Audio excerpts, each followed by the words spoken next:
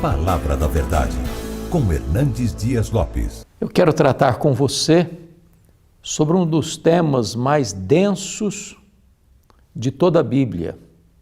Quero conversar sobre a ira de Deus.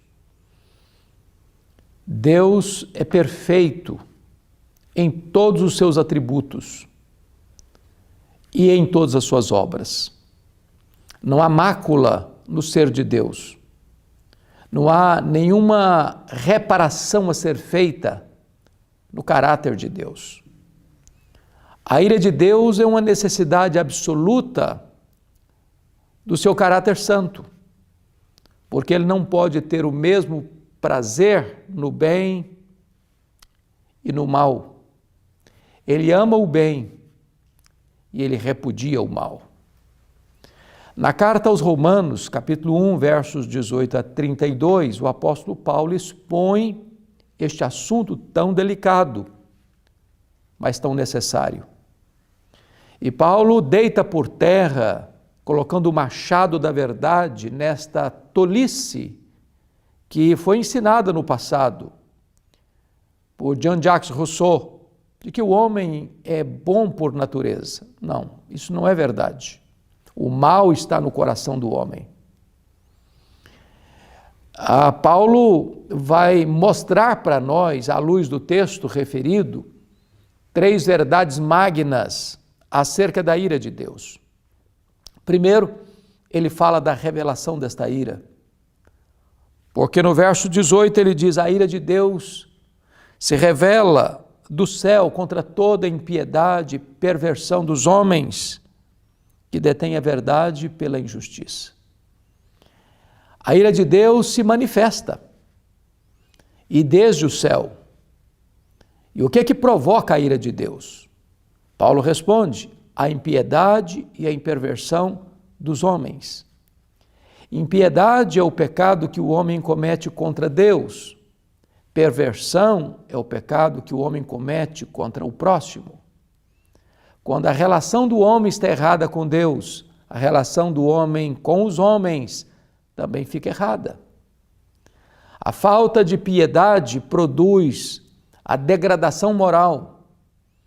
Agora note comigo que o texto diz, no versículo 18, os homens que detêm a verdade pela injustiça. A ideia aqui é de sufocar a verdade, é de afogar a verdade para que ela morra sufocada. O homem detesta a verdade. O homem não quer saber da verdade. A verdade o fere, a verdade o incomoda. É por isso que o problema do ateísmo é um problema moral, muito mais do que um problema intelectual. Quando o homem não quer se sujeitar a Deus, ele muda sua teologia para justificar os seus pecados e os seus erros. O verso 19 diz: porquanto que de Deus se pode conhecer, é manifesta entre eles, porque Deus lhes manifestou. O homem só pode conhecer a Deus porque Deus revelou a si mesmo. O conhecimento de Deus não é uma questão da investigação humana, mas da revelação divina. Deus se revelou na natureza, Deus se revelou em nossa consciência, Deus se revelou na sua palavra, Deus se revelou no seu Filho. Mas o homem rejeita esta revelação. O homem tapa os ouvidos à voz de Deus e fecha os olhos às obras de Deus.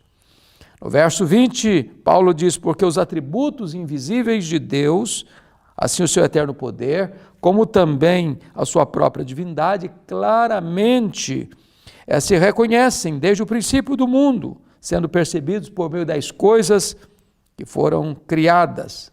Por isso tais homens são indesculpáveis. Ou seja, é impossível negar a existência de Deus para aquele que tem os olhos abertos e a mente pronta para compreender a vastidão deste universo. Deus se revelou. As digitais de Deus estão na obra da criação.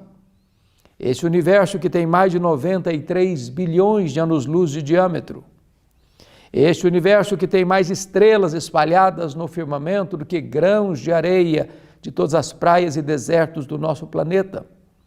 Este vasto e insondável universo é a obra das mãos de Deus. E isto prova que ele existe. Deus se revelou, e porque o homem recusou o conhecimento de Deus, a ira de Deus se revela desde os céus sobre ele, por causa da sua impiedade e por causa da sua perversão.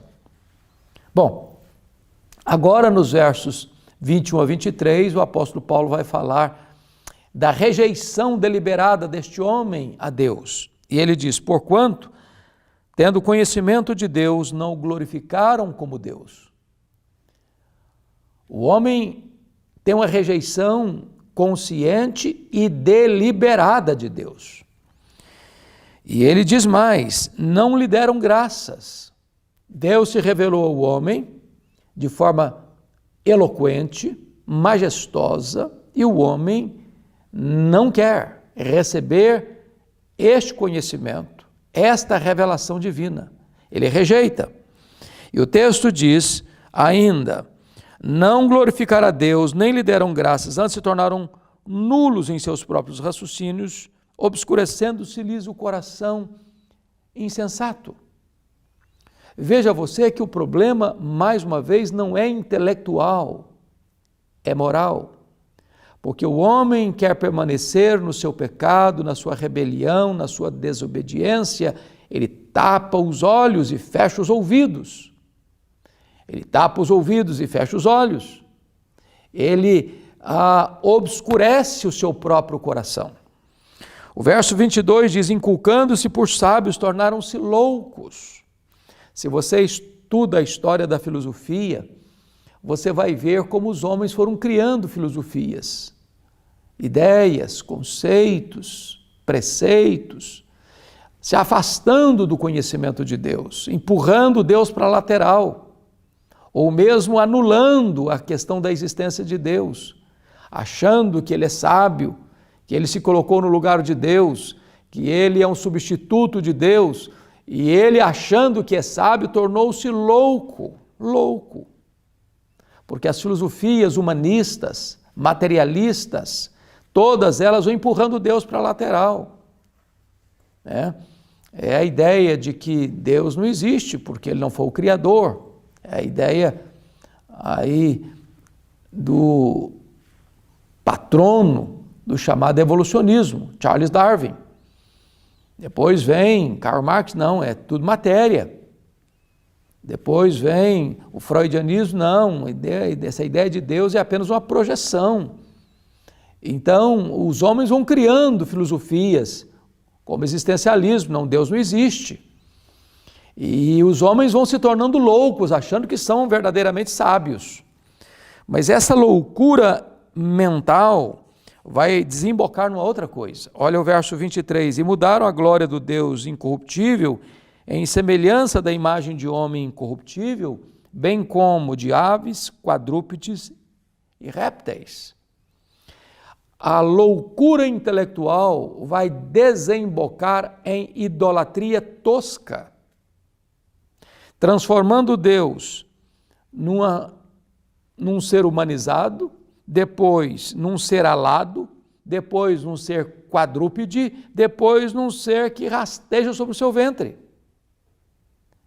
Estas são as diversas formas da idolatria tosca, vil, que avilta e deteriora e corrompe o ser de Deus, tentando dar formas a Deus, tentando limitar Deus a uma figura física, material.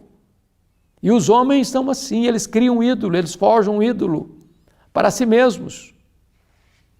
E depois se prostram diante desses ídolos para adorá-los. Por quê?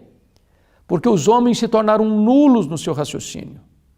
Rejeitando a revelação de Deus, eles criaram para si um Deus que não lhes cerque o caminho da iniquidade, que não lhes chame a uma vida de santidade, que lhes dê oportunidade para dar vazão a toda a sua iniquidade. Pois bem, você notou a revelação da ira de Deus, você notou a rejeição consciente do homem a Deus, e agora você vai ver a retribuição de Deus a estes homens iníquos que se tornaram nulos no raciocínio e loucos nas atitudes. Porque a partir do verso 24, o apóstolo Paulo vai tratar dessa retribuição divina. Está escrito assim: por isso Deus entregou tais homens à imundícia, pelas concupiscências de seu próprio coração, para desonrarem o seu corpo entre si. Então Paulo está mostrando que o problema, primeiro, é uma rejeição deliberada, e uma rejeição deliberada por causa da corrupção do coração. Daqui a pouco este homem vai criar filosofias, e isso vai desembocar na idolatria, e a idolatria vai desaguar na imoralidade sexual. E Paulo está dizendo o seguinte, que o homem rejeitando a revelação de Deus, Deus está tentando reprimir este homem, colocando o pé no freio, colocando o pé no freio, colocando o pé no freio, até o momento em que Deus tira o pé do freio e este homem acelera rumo à morte. E Deus entrega, é um juízo de Deus. Deus entrega a este homem aquilo que ele quer. Não há perigo maior para a vida humana do que Deus dar a ele o que ele deseja. Então o versículo 24 diz: por isso, é consequência, Deus entregou tais homens à imundícia. É isso que você quer? Então beba. É isso que você quer? Então desfrute. É isso que você quer? Então experimente. É isso que você quer? Então vai fundo no que você quer. E a Bíblia diz que os homens desonraram o seu próprio corpo entre si, homem com homem. Olha o verso 25, pois eles mudaram a verdade de Deus em mentira, adorando e servindo a criatura em lugar do Criador, o qual é bendito eternamente. Eles não querem saber da revelação de Deus. Eles não querem saber da palavra de Deus. Eles querem mudar a palavra de Deus. E o verso 26 diz: por causa disso, os entregou Deus a paixões infames, porque até as mulheres mudaram o modo natural de suas relações íntimas, por outro contrário à natureza. O que é a natureza? É um homem relacionar-se com uma mulher. Foi assim que Deus instituiu. Foi assim que Deus fez. Deus criou o homem, Deus criou a mulher, a sua imagem e a sua semelhança. E Deus ordenou, por isso deixa o homem, seu pai, a sua mãe, e se une à sua mulher, tornando-se os dois uma só carne. Mas o homem não quis saber dessa revelação. O homem tapou os olhos a esta revelação, o homem colocou um tampão nos seus ouvidos para não escutar essa voz de Deus. O homem começou a criar substitutos para a palavra de Deus. E aí ele entrou por um caminho de idolatria e, consequentemente, de imoralidade sexual, homem com homem, mulher com mulher, mudando o seu próprio modo natural das relações íntimas. Mas veja o verso 27. Olha o que está escrito aqui. Semelhantemente, os homens também, deixando o contato natural da mulher, se inflamaram mutuamente em sua sensualidade, cometendo torpeza, homens com homens, e recebendo em si mesmos a merecida punição do seu erro. Isso é a palavra de Deus, inspirada, inerrante, infalível.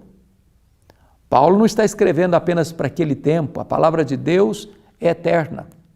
Ela nunca caduca. Ela não pode falhar. Passa o céu, passa a terra, a palavra de Deus não vai passar. Este é o veredito de Deus. Essa é a manifestação da ira de Deus.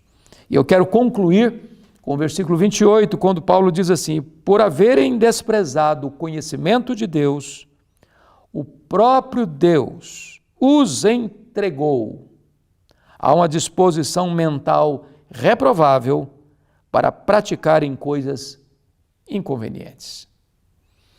O que o texto está mostrando para nós com toda a eloquência e com toda a solenidade é que o homem não pode brincar com Deus.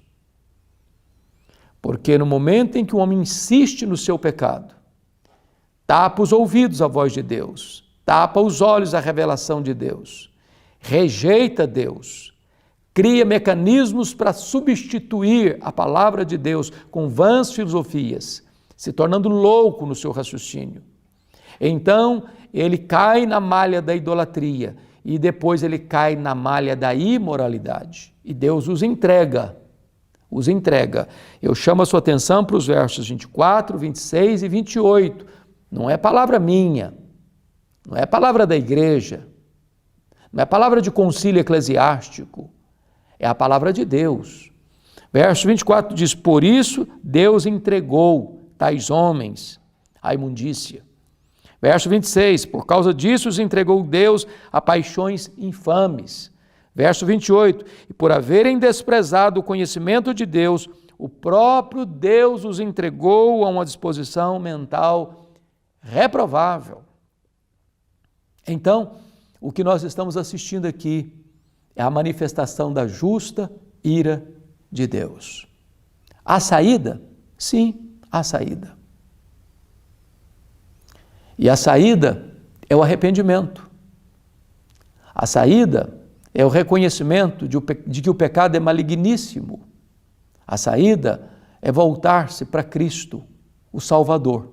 Ele perdoa pecados, ele transforma corações, ele regenera o pecador, ele quebra as algemas do pecado, ele rompe as peias que prendem o homem no cipoal dos vícios. Não importa quão longe você tenha ido, não importa quão profundamente você tenha caído, não importa quanto você tenha se afastado de Deus, se você se voltar para Deus, Deus se volta para você. Ele é rico em perdoar, ele tem prazer na misericórdia.